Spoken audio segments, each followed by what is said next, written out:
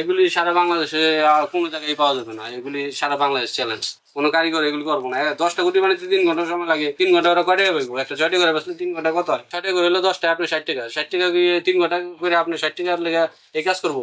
আইটেমের শেষ নেই। আইটেম হলো নিজের বিবেকে যা মানে আমার চোখে যা পছন্দ আমি তাই করি, ঠিক আছে। এর মধ্যে দেখা গেলো ওই চোখ, অনেকে চোখ এগুলি তো রেগুলার সবসময় সবাই পায়। চোখদার, বুয়াদার, দেখা গেলো আপনার টেক্কা, লাভ আছে, বলদার আছে, পাখি আছে। তারপরে এমনি কাটা কাজের মধ্যে আপনার চৌরঙ্গি আছে, তারপরে চাপরাস আছে, মুখ পান, বুয়া, লেস পান, নানান অনেক ডিজাইন যা বইলা প্রকাশ করা যাবে না। এগুলি দিয়ে পেঁয়াজ খেলে, পেঁয়াজ মানে কাটাকাটি গেলে এইগুলো কম্পিউটারের মতো কাজ করবো। আপনার মন মাইন্ডে যেদিকে নিবেন ওই দিকেই কাজ করবে। এটা কম্পিউটার এক হাতে যেমন 10 ধরনের কাজ করতে পারবেন, ঠিক আছে, 10টা প্রোগ্রামে ঢুকতে পারবেন। এই ঘড়িটাও মনের মতো করে আপনি 10 দিকে যেদিকে খুশি সেদিকে নিতে পারবেন, ঠিক আছে। কিন্তু মনের মতো হয়ে দেবো ঘড়ি তো ঘুরলে ভালো, ঘুরলে আপনি যেদিকে নিবেন সেদিকেই কাজ করবে। আমাদের গুটি কথা বলবো, ওদেরটা হয়তো দেখা গেলো 100-র মধ্যে 20টা কথা বলবো আর বাকিটি শেষ। ওগুলি 100টার মধ্যে 95টা ভালো উঠতে হইবই, আর 2-1টা যদি হালকা মারে হালকা কান্নি খাইবো, কিন্তু ওইরকম না যে খালি ঘুরতেই থাকবো। আমাদের গুড়ি বাংলাদেশে, সারা বাংলাদেশে অনলাইনে বিক্রি করা হয়। এর মধ্যে আমাদের মেন ব্যবসা এলাকা এবং দ্বিতীয়ত শাকারি বাজার। আমার মতো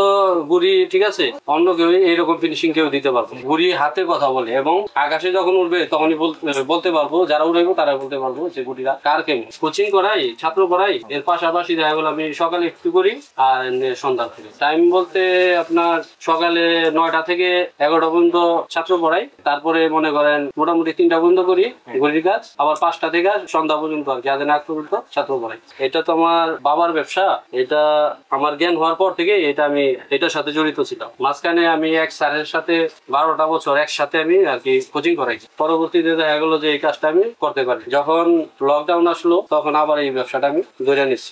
মিরপুরে, উত্তরা, উত্তর বাড্ডা এবং মোহাম্মদপুরেও কিছু যায়, এছাড়াও ফার্মগেটে যায়। যারা বিদেশ যায়, যারা শৌখিন লোক, ওরা অনেক সময় দেখা গেলো ঘুরতে গেলে এগুলি নিয়ে আসে। যেমন মিরপুরে যারা দিই ওনার কাছ থেকে এগুলি নিয়ে অনেকেই বিদেশ ভ্রমণ করে, কিছুদিনের জন্য যায় আবার আসে। প্রতিদিন 200, অনেক সময় একটু বেশি হয়। ছোট গুলি হয়তো 300 আর এই বড়গুলি 200। যেগুলি কাটা গাছ ওগুলি হয়তো উঠতে 80টা। মাপ বলতে আপনার একটা আছে 21/17, আর একটা আছে 24/18, ঠিক আছে, এটা হলো মিডিয়াম। আরেকটা আছে 26/20, আরেকটা আছে 30, আর হলো আপনার 24। শাকরের যত কালারফুল গুড়ি আছে ওটা শাকরের চলে এবং চাহিদা ওই মোটামুটি 1 মাসের মতো।